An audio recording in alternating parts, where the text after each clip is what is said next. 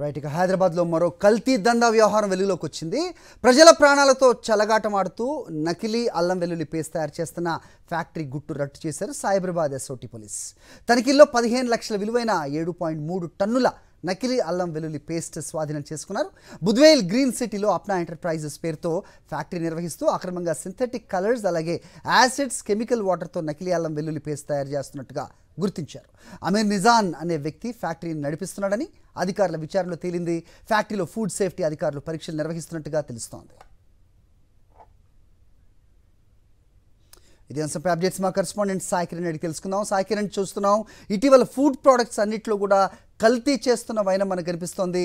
ఎంతో organic food అనే emerald స్వీట్స్లో కూడా నిన్న ఫుడ్ సేఫ్టీ అధికారులు తనిఖీలు చేసిన విషయం కూడా మనం చూస్తున్నాం. ప్రస్తుతం ఈ అల్లం వెల్లుల్లి పేస్ట్ సంగతి ఏంటి, అప్డేట్ చెప్పండి.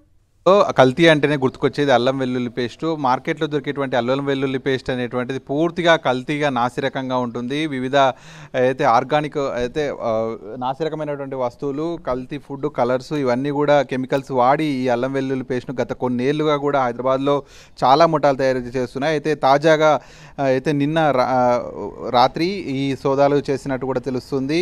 అయితే రంగారెడ్డి జిల్లా రాయనగర్ బుద్వేల్ గ్రీన్ సిటీలో ప్రస్తుతం మనం చూసినటువంటి ఈ బిల్డింగ్లోనే ఒక అల్లం వెల్లుల్లి తయారీ పేస్ట్కి సంబంధించినటువంటి ఒక పరిశ్రమను నిర్వహిస్తున్నారు. దాదాపు 15 లక్షలు విలువ చేసే 7.3 టన్నుల అల్లం వెల్లుల్లి పేస్ట్, నకిలీ పేస్ట్ స్వాధీనం చేసుకున్నారు ఎస్ఓటీ పోలీసులు. ఇక్కడ గోప్యంగా కూడా నిర్వహిస్తున్నారు ఈ ఫ్యాక్టరీని. అప్నా ఎంటర్ప్రైజెస్ అనేటువంటి పేరుతో అయితే అమీర్ నిజాన్ అనేటువంటి వ్యక్తి తయారు చేస్తున్నాడు. అక్రమంగా synthetic colours, acids, chemical water ఇవన్నీ కూడా వాడి పూర్తిగా అయితే అపరిశుభ్రమైనటువంటి వాతావరణంలో ఈ అల్లం వెల్లుల్లి పేస్ట్ని తయారు చేస్తున్నారు. మార్కెట్లో మనకు ఏదైతే డబ్బాలలో దొరుకుతుంటాయి, వివిధ రకాల బ్రాండ్స్ను పేర్లు పెట్టి అమ్మేస్తూ ఉంటారు 30 రూపాయలకు 40 రూపాయలకు అని చెప్పి. కానీ అవన్నింటినీ కూడా ఇక్కడ చూస్తే పూర్తిగా కల్తీతో తయారవుతూ ఉంటుంది. మనం ఇక్కడ ఏరియాను కూడా చూస్తే ఇప్పుడు ఇక్కడ చిన్న చిన్న పరిశ్రమల్లాగా ఉంటున్నాయి. ఇక్కడ ఏ ఇంట్లో ఏ నకిలీ పరిశ్రమ ఉందనేది కూడా చెప్పలేనటువంటి పరిస్థితి ఉంది. చాలా లోపలికి గుట్టుచప్పుడు కాకుండా ఎవరు గుర్తుపట్టరాని విధంగా ఈ విధంగా తయారు చేస్తూ ఉంటారు. ఒక్కసారిగా ఎస్ఓటీ పోలీసులకు సమాచారం రావడంతో మరి ఇక్కడ రైడ్స్ చేయగా కూడా ఈ కల్తీ అల్లం వెల్లుల్లి పేస్ట్ తయారు చేస్తున్నట్టు పోలీసులు గుర్తించి అందులో ఒక వ్యక్తిని అయితే అరెస్ట్ చేశారు. ఆ ఫుడ్ను కూడా ఫుడ్ సేఫ్టీ అధికారులు తీసుకెళ్లారు. దాన్ని పరీక్షలు కూడా చేయడం. ముఖ్యంగా ప్రజలకు ఎవరు కూడా బయట మార్కెట్లో దొరికేటువంటివి అంత ఈజీగా కొనకూడదు, అన్నీ చెక్ చేసిన తర్వాతే కొనుక్కోవాలనేది కూడా హెచ్చరిస్తున్నారు.